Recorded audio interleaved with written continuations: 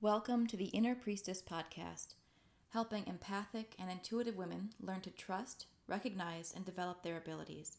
My name is Elizabeth, also known as She Who Walks with Women, and here's today's reminder that your intuition is real and you're far more powerful than you can imagine. I've never met a woman on the path of energetic reawakening that hasn't struggled with self-doubt.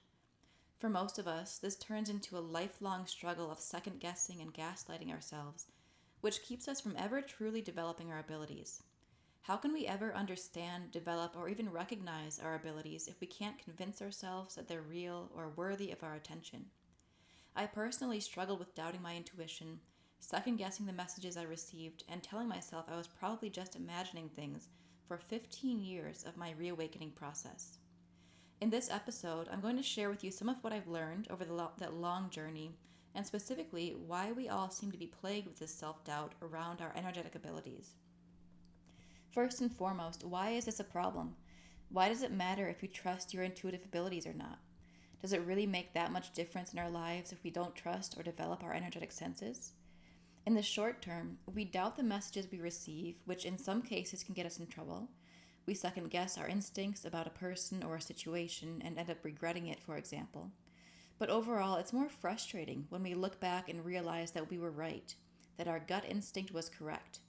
It's frustrating to continually get these messages and even sense this deep feeling of knowing, but not know how to trust it or recognize it or even decipher it. In the longer term, doubting yourself keeps you from developing your abilities. It keeps you from believing that your abilities are even capable of being developed.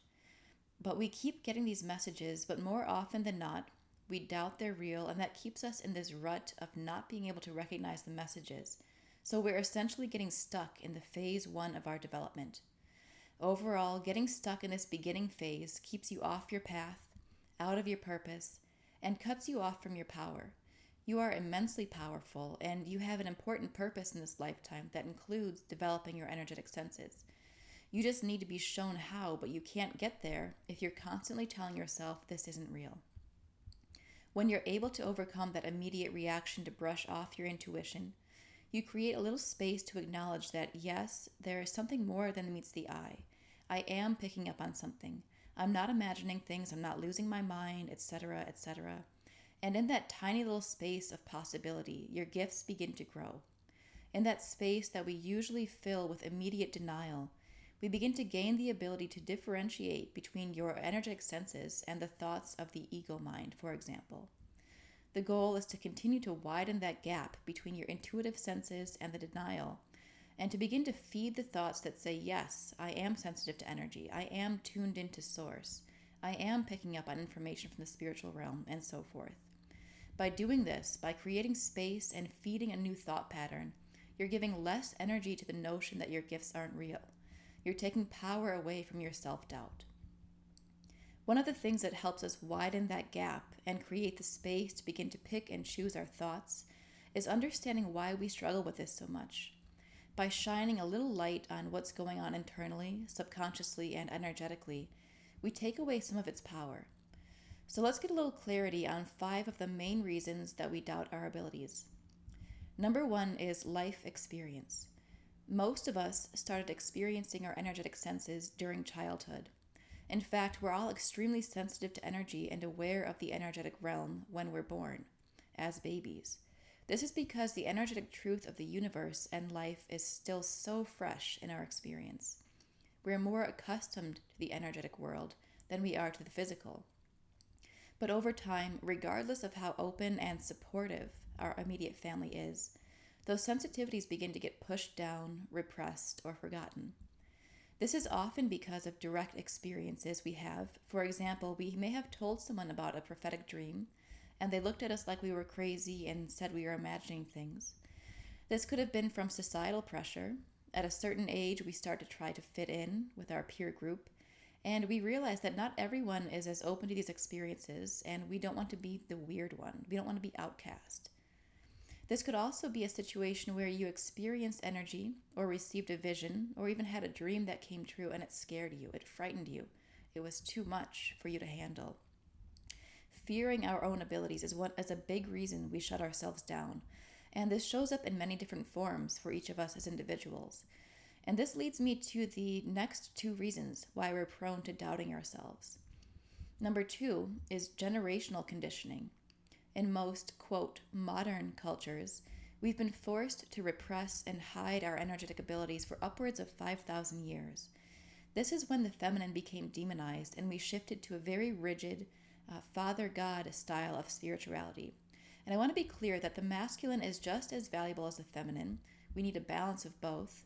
But we went through a lot of terrible experiences during this shift that left a mark on us. It left a mark on us energetically in the collective. Women, and energetically sensitive women in particular, learned that in order to survive and not be the outcast in our communities, we had to repress our abilities and our energetic sensitivity. Collectively, there's a lot of fear, aversion, and avoidance of our energetic natures. This also shows up generationally in both the behaviors that are passed down from one generation to the next, but also energetically in the memories of our cells. The energetic information that is passed down from grandmother to daughter and so on is held within the physical cells of the body, and it's a collection of the experiences that your feminine line has been through and what they learned from it. In many cases, it was that suppression of our energetic abilities means survival. Which leads me to number 3. There is no context for understanding your energetic experiences. We've learned over thousands of years and generations of trauma, both big and small trauma, to suppress, ignore, hide, even fear our energetic abilities. This means that the wisdom and understanding of how to live as someone who's sensitive to energy has been lost. We don't talk about it. We don't teach each other about it. The mysteries that we had previously gained over 200,000 years, which is how long the feminine was recognized before the spiritual shift happened, all of those mysteries are now forgotten. So throughout our lives, we have these experiences, but half of the time, we don't even recognize them for what they are, because we don't even realize that it's possible. We've never been taught that it's an energetic message. And the other half of the time, we recognize that there's something going on, but we have no tools or skills or guidance to really understand it or develop our abilities. This is by design, through the effort to completely eradicate the feminine in order to gain control. And it leaves us feeling completely confused, lost, stuck, and even like we're falling behind. There's no context for understanding our energetic sensitivity and abilities. Which leads me to number 4, no initiation rites. You never received your initiation into your gifts. I'm going to tell you right now that your connection to the earth, the moon, your curiosity about your gifts, the fact that your energetic abilities are becoming harder to deny, are all clues that you're meant for the path of the shaman, the priestess, the wise woman. But the issue is that you've never received your initiation. In fact, the initiation rites, the rites of passage, the education, the guidance, even the community, were all but lost in this 5,000-year campaign against the feminine. You are struggling on that first step of this path, which is trusting your abilities, because you need to receive your initiation. You need to be taken in by an elder, by a circle of wise women, by a community of sensitive women, and taught these forgotten mysteries that are the truths of the universe. You can navigate this path on your own, but it will take a lifetime. The self-doubt phase alone took me 15 years, and that's with a supportive, sensitive family and the guidance of amazing teachers along the way. We need to bring back the rites of initiation for ourselves, which I've been blessed to just initiate an amazing group of women into their power just last month, but also for the next generation so we can break this cycle of doubt and confusion and teach the next generation that their gifts are valuable and show them exactly how to develop and use them. I could talk about this initiation process all day, but I want to get to our last point, which is a really important one, and that is a distracted lifestyle. You could argue that this is by design as well, keeping us so busy and distracted that we lose our spiritual nature, we lose our connection to the earth, the divine, to our inner knowing. There's only so much we can do when we're deeply embedded in this system that requires us to commit our time and energy to work in order to keep a home and feed ourselves, etc. But we have to become mindful of our distraction. Time flies, as you may have realized, and it flies even faster when we're browsing Instagram, binging Netflix, focusing on tasks that aren't aligned with our soul's purpose.